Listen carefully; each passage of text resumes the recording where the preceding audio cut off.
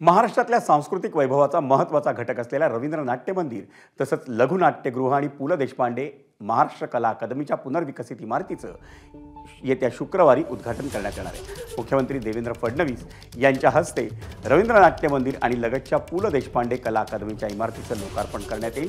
या कार्यक्रमाला उपमुख्यमंत्री एकनाथ शिंदे आणि उपमुख्यमंत्री अजित पवार यांचीही प्रमुख उपस्थिती असेल। या सोहळ्याला कला क्षेत्रातील दिग्गजांचीही उपस्थिती राहील। उद्घाटन सोहळ्यात होणाऱ्या सांस्कृतिक कार्यक्रमात संजय मोने, पुष्कर श्रोत्री, सुभाष नकाशे, नंदेश उमप आणि रोहन पाटील यांचं सादरीकरण पाहायला मिळेल। रवींद्र नाट्य मंदिरच्या जुन्या इमारतीत आधुनिक सुविधा देऊन नव्यानं अंतर्गत सजावट आणि तांत्रिक सुविधा करण्यात आल्या। अधिक आरामदायक खुर्च्या, प्रगत ध्वनी यंत्रणा आणि प्रकाश योजना हे रवींद्र नाट्य मंदिरचं आता वैशिष्ट्य ठरावं। एबीपी माझा, उघडा डोळे बघा नीट।